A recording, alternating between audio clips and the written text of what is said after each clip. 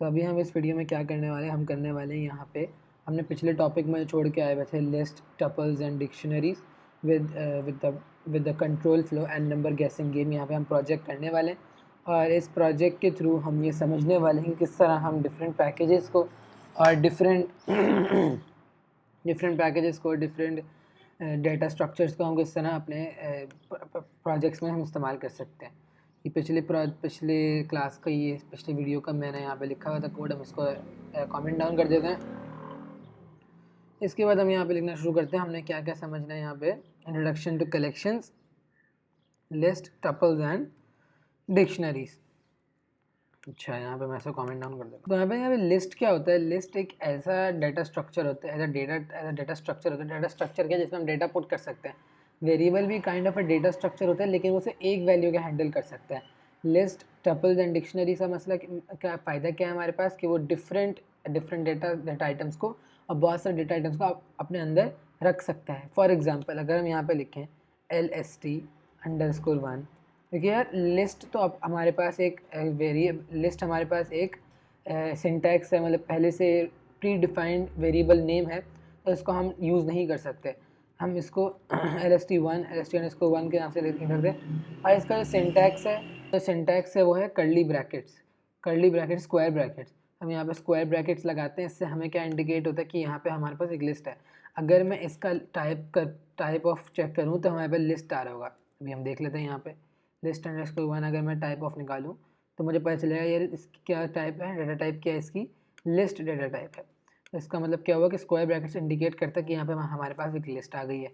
अच्छा जी, उसके बाद हमने क्या करना है, हम यहाँ पे कोई भी डेटा आइटम रख सकते हैं, for whether it's string, whether it's float, whether it's integer. Array और लिस्ट में ये फ़र्क होता है कि हम एरे के अंदर सिर्फ एक डेटा टाइप रख सकते हैं। फॉर एग्जांपल एक एरे होगा, उसमें इंटीजर का एरे होगा, वो स्ट्रिंग उसमें ऐड नहीं कर सकते। इसी तरह हम लिस्ट के अंदर हम कोई भी डेटा स्ट्रक्चर हम ऐड कर सकते हैं। फॉर एग्जाम्पल मैंने एक स्ट्रिंग दी, स्ट्रिंग में मैंने क्या लिखा, अपना नाम लिखा हुजैमा।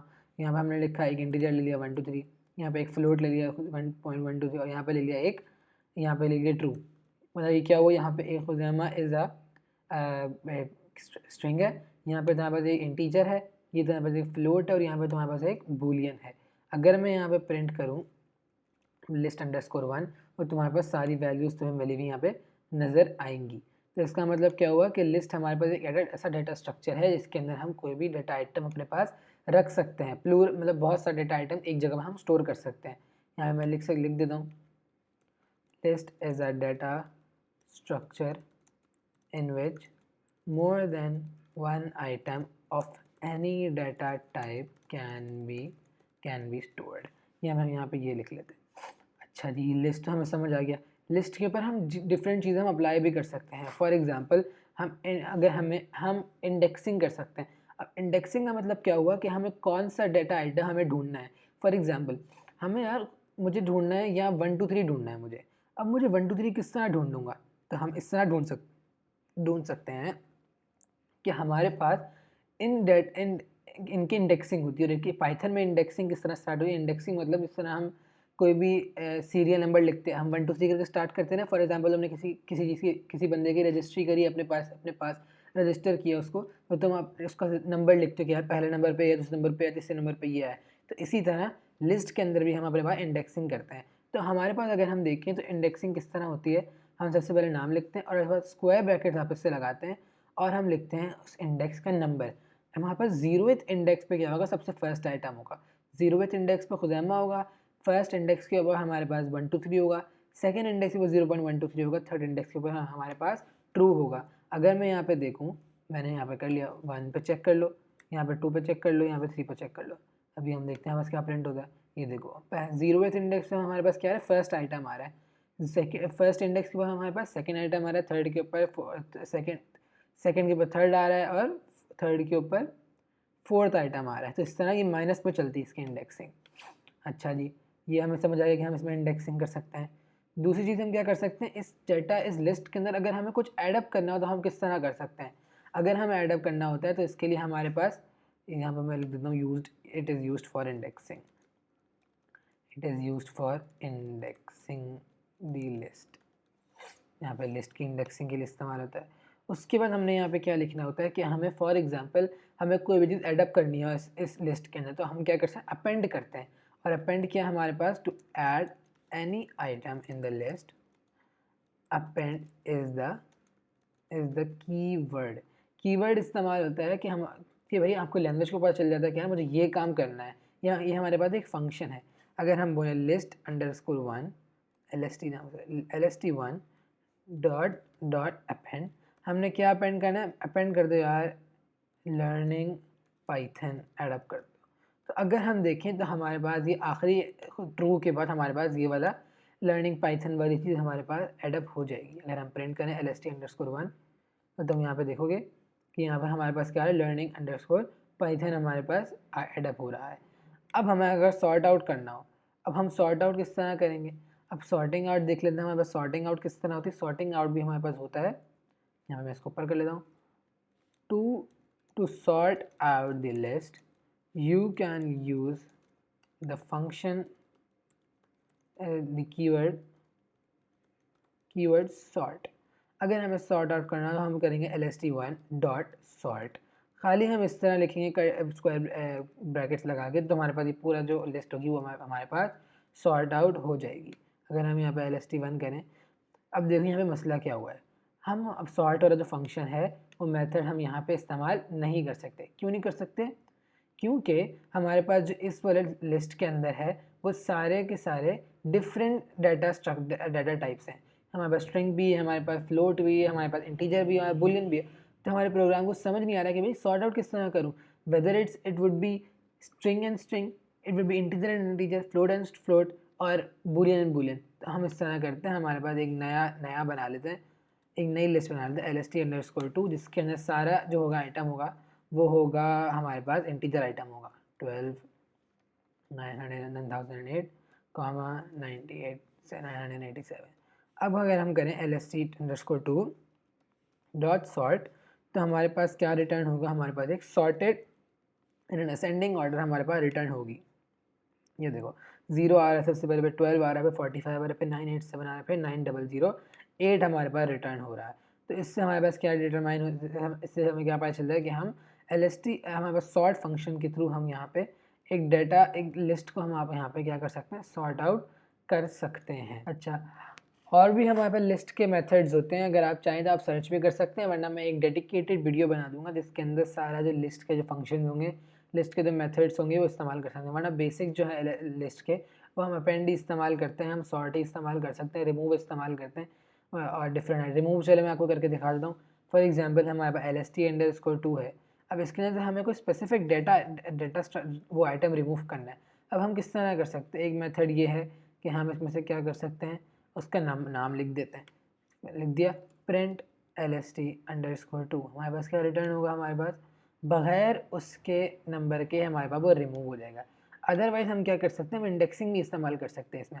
अगर हम करें LST_2, यार तुम क्या करो, ये जो तुम्हारे पास है ना 0th 1 2nd थर्ड इंडेक्स में जो नंबर है उसको तुम रिमूव कर दो, हम देखते हैं हमारे पास क्या रिटर्न होता है।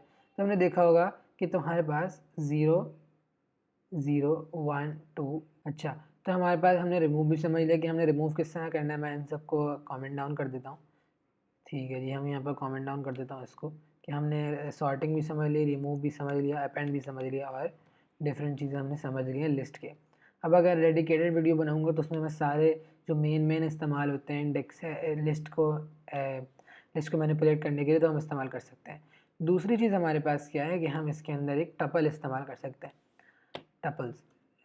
टपल्स और लिस्ट में ये फ़र्क होता है कि tuples and list have everything in common except the immutability. Immutability का मतलब क्या है कि तुम टपल्स के अंदर किसी भी वैल्यू को चेंज नहीं कर सकते। एक वैल्यू उसमें आ गई है तो वापस से वो रिमूव हो सकती है, हम उसको चेंज नहीं कर सकते। मतलब एक तरह पर एक वैल्यू आई है, 2 आई हुई, तो हम उसको इंटरचेंज करके 1 नहीं बना सकते। Whether it can be done in list, in can be done. तो हमें टपल में ये होता है। टपल का हमारे पास क्या होता है, TPL अगर हम यहाँ पर लिखें, TPL is equals to, tuple का हमारे पास क्या होता है, एक स्क्वायर, एक ब्रैकेट्स हमारे पास बेसिक्स होता है। हम यहाँ पर लिख सकते हैं 1, 2, 3, 4। और अगर हम इसका प्रिंट करके डेटा टाइप निकालें, प्रिंट टाइप ऑफ टपल, तो हमारे पास पता चल जाएगा कि यार इसकी डेटा टाइप क्या है। इसकी डेटा टाइप क्या है, हमारे पास एक टपल डेटा टाइप है। और अगर हम इसके अंदर डिफरेंट डेटा स्ट्रक्चर्स भी डाल सकते हैं 1 2 3। अगर हम यहाँ पे प्रिंट करें टपल TPLE, तो अगर हम रिटर्न करें तो हम यहाँ भी हम इसको रिटर्न कर सकते हैं। तो हमारे पास टपल बेसिक टपल का इस्तेमाल नहीं होता, वरना बस इसमें यही होता है कि इसमें इम्यूटेबिलिटी नहीं होती। तीसरी हमारे पास क्या चाहिए, डिक्शनरी। डिक्शनरी में क्या होता है कि हम अपना डिफरेंट डेटा, इस kind of a JSON data, मतलब एक डेटा की करस्पॉन्डिंग की वैल्यू पेयर में डेटा हमारे पास क्या होता है, यहाँ पे स्टोर होता है। अगर मैं यहाँ पे लिखूँ dictionaries is the kind of data structure in which key value pairs are added। की वैल्यू मतलब पेयर का मतलब क्या हुआ कि एक वैल्यू एक की के थ्रू निकल सकती है। आप किसी भी दरवाजे में किसी और की के थ्रू नहीं जा सकते, एक दरवाजे की स्पेसिफिक की होती है। तो इसी तरह हम एक डाटा को अगर हमने इंसर्ट करना है या हमने वापस से उसको निकालना है वहाँ से, तो हमें उस की ज़रूरत पड़ती है। तो हम किस तरह यहाँ पे अगर हम बोलूँ डिक्ट हमारे पास जो होता है वो हमारे पास एक डाटा इसका वही होता है। अगर हम इसका DCT लिख दें, DCT इज इक्वल्स टू, इसका जो होता है वो कर्ली ब्रैकेट्स होते हैं। अगर हम बोलें इसकी जो, अगर हम यहाँ पे बोलें 0 कोलन से हम इसको क्या करते हैं, डिफ्रेंशिएट करते हैं। कोलन हमारे पास क्या डिफ्रेंशिएट करते हैं, 0। यहाँ पर मैं बोलूँ 1 2 3, तो हमारे पास क्या पता चलता है कि जी 0 है ना, ये हमारे पास की है इसका। अब 1 2 3 हमारे पास क्या है, इसका एक की वैल्यू पेयर है। अगर मैं इसका डेटा टाइप निकालूँ, टाइप ऑफ DCT, तो हमें पता चल जाएगा इसकी डेटा टाइप क्या हुआ है, डिक्शनरी हमारे पास इसकी डेटा टाइप है। अगर मैं यहाँ पे इसका की वैल्यू पेयर निकालने की कोशिश करूँ, तो मैं बोलूँ की DCT कामा की 0, अगर हम यहाँ बोलूँ 0, तो हमें क्या पता चलता है कि इसके अंदर हमारे पास जो 0th की के ऊपर क्या पड़ा हुआ है, वो 1 2 3 पड़ा हुआ है। 0th इंडेक्स के ऊपर अगर मैं बोलूँ इसको 1 कामा 2 3 4 1 कोलन 2 3 4, तो अब मैं इसको बोलूँ अगर 1, तो हमारे पास क्या बचा 2 3 4 हमारे पास क्या आता है, रिटर्न करके आता है। अब मैं इसको मैनिपुलेट करना चाहता हूँ, हम DCT डॉट कीज़, अगर मैं कीज़ बोलूँ तो हमारे पास कौन सी कीज़ रिटर्न होंगी, 0 और 1 रिटर्न होगा।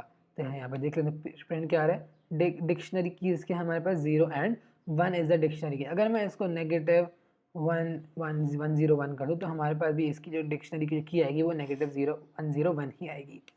अगर मैं यहाँ पे प्रिंट करूँ, प्रिंट DCT डॉट, यहाँ पे देखो डिफरेंट वो भी आ रहे हैं कि हम क्या कर सकते हैं, कॉपी कर सकते हैं, गेट कर सकते हैं आइटम, कीज़ है, पॉप आइटम है, अपडेट है, वैल्यू और डिफरेंट चीज़ें आ रहा है। अब पॉप का मतलब क्या हो रहा है कि हम पॉप वैल्यू हम निकाल भी सकते हैं। मैं आपको दिखाता हूँ अभी कैसे कर सकते हैं। DCT डॉट वैल्यूज़ अगर हम करें तो हमारे पास कौन कौन सी वैल्यू रिटर्न होगी, 1 2 3 और 2 3 4 रहेंगी। अगर मैं इनका डेटा टाइप निकालूँ, तो हमारे पास क्या रिटर्न हो रहा होगा, हमारे पास एक स्ट्रिंग वैल्यू रिटर्न हो रही होगी।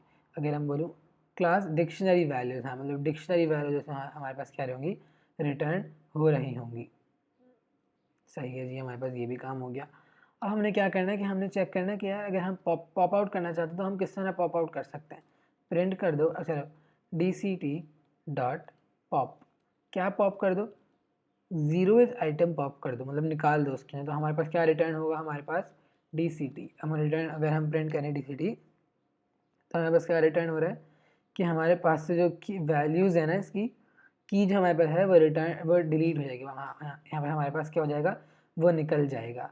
और जो ये जो 0th इंडेक्स की वजह हमारी पूरी की वैल्यू पेयर होगी 0 1 2 3, वो हमारे पास निकल चुकी है। और हमारे पास क्या बचा है, हमारे बचा है -1 0 1 और -2 3 4। अगर मैं बोलूँ यार कि ना जो फर्स्ट -1 0 1 है ना, उसको निकाल दो, तो बचेगा हमारे पास क्या है 0 और 1 2 3। इससे क्या पता चलता है कि हम एक की वैल्यू पे एक पेयर की तरह काम करता है। अगर हम एक चीज़ को निकालना चाहेंगे तो हमारे पास एक पूरी चीज़ निकल आएगी। अगर आपने जेसॉन डेटा देखा होगा, तो हमारे पास जेसॉन डेटा भी इसी तरह हमारे पास रिटर्न होता है। इससे मैं कर देता हूँ, कमेंट डाउन कर देता हूँ। तो बेसिक्स लिस्ट, जो डेटा स्ट्रक्चर्स है हमारे पास, लिस्ट हो गया, टपल्स हो गए और डिक्शनरीज हो गई, या ऑब्जेक्ट्स हो गए, ये भी हमारे पास हमने कवर कर लिए हैं। इसके बाद हमारा क्या काम है, कंट्रोल फ्लो मैं अगली वीडियो में डालता हूँ। अभी मैं इस वीडियो को अभी ख़त्म करता हूँ।